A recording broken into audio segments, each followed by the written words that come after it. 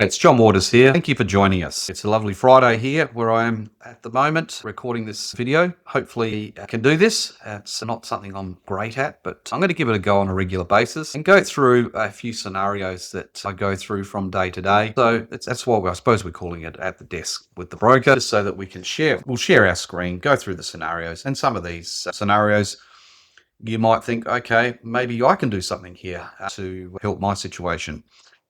These clients here that we're going to talk about today are, I've called them Mr. and Mrs. Smith. Obviously, they're not Mr. and Mrs. Smith, but we don't want to disclose any names. They came to me with, I suppose, the need to fix their cash flow a little bit. They were getting a bit overwhelmed with the amount of debt they were accumulating and the amount of repayments they had to make each month. And it was as inflation pressures and cash flow is getting more expensive as we go along at the moment with all these interest rate rises that we've been having. They just wanted to touch base and obviously see what we can do for them. These clients here, basically, they had a bit of background here, $580,000 mortgage. They had a car loan owing about $43,000, two credit cards, one owing about $9,600 and the other about $6,300. All of those loans put together accumulated a repayment of about $5,500 per month. My job was to create a bit of a plan to how we can eliminate the debt quicker. When things are tough, we can minimize payments and also create a bit of a safety net for them as we go through the next couple of years where it's a little bit uneasy. There's all this talk about interest rate rises and things like that. And you don't want to be put into a position where you've got forced to sell something or sell your house, the worst scenario, to eliminate debt. What I'll do, I'll go through the scenario with you and point out what we did and the outcomes, etc. So we've got Mr. and Mrs. Smith. They're married with couple of children, 8 and 11. Mr. Smith was earning about $98,000. Mrs. Smith was earning about $75,000. As we scroll down here, they've got a house worth around $1 million and they're looking to refinance their home loan, $580,000, which currently sitting at about 6.84%. And then they were looking at their car loan, the two credit cards, car loan at 10.3% and credit card at 15.1 and 18.8%. So what I've done, I've consolidated them together and we've also allowed a buffer of $20,000. So we want to know that, okay, if things get really tough, we've got some extra cash available to us to help us make repayments or help us pay bills, etc., if ever needed. Now, each of these loans that I'm going to set up, they're going to all have offset accounts. So any surplus cash from this paying out the credit card, the car loans, etc., it'll be about $20,000 excess. We'll put that into an offset account and that'll offset the home loan, which saves them on interest while they're not using that money. I've kept these two loans separate. So the normal home loan, $580,000, and then the $80,000 loan, we've kept it separate because we want to put increased payments on this loan when we can afford it, because part of this loan was obviously debt consolidation, and part of that debt consolidation was a car loan, and a car depreciates in value, so we don't really want to be doing it over a 30-year term. We do set them at 30 years just to make sure there's a minimum payment. It's a bit of a safety net. You can obviously pay your loan off a lot quicker than that by setting your payments up higher, but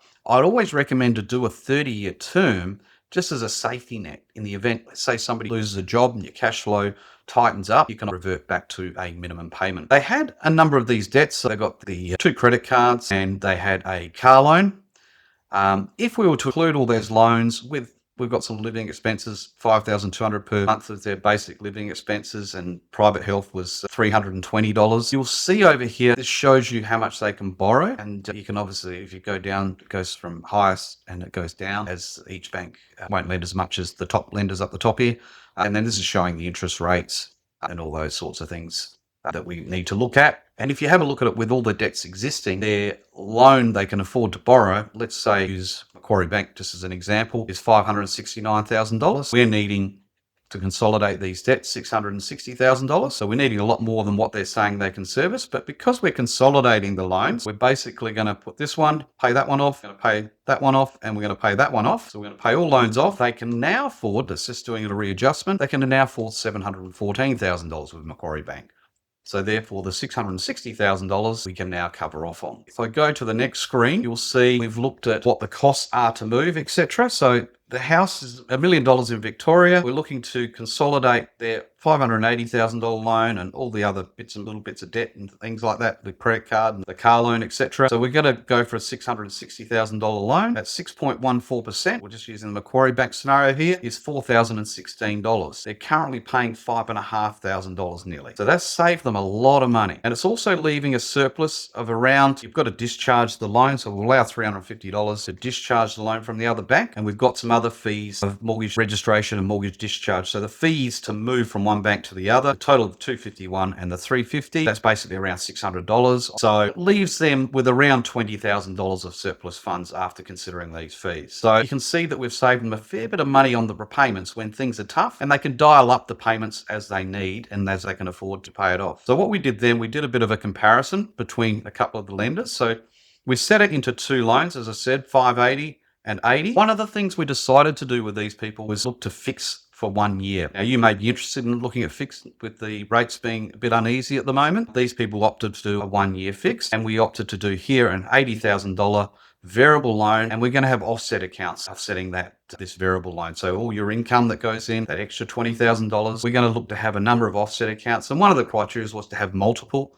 We may look at, you can have up to 10 offset accounts with some of the lenders, and one account might be for your bills, another account might be for your fund money, and you might have a savings account, etc. But all those accounts will offset your home loan. So it's good to have, even when you have fixed, is to have a little bit of variable just so we can offset some of the debt with excess money and your income going in. So we're doing that mixed split there of those two loans. So if we go to the comparison that we did, and I compared Macquarie, ANZ, ING, Bendigo Bank, NAB, and Westpac, and basically the fixed rate for 1 year is 6.44 with Macquarie, and then goes to 6.09% afterwards. The variable loan is 6.09. So their variable loan is 6.09 at the moment. These people chose to fix just to create some stability over the next 12 months. So they're going from 6.44 then to 6.09 after 12 months. So this goes from the cheapest to dearest. So what it does here is it does a comparison for me to show me that over 10 years, Macquarie Bank, you're saving yourself $17,000 in interest payments and fees and charges versus Westpac being the most expensive. So these people ended up going with Macquarie. Another reason they went with Macquarie, because fixed rates, you have what we call rate lock fees. And some banks have rate lock fees of 0.15%. Others might be $750 to guarantee you get that fixed rate from the loan being formally approved to when it settles. If you don't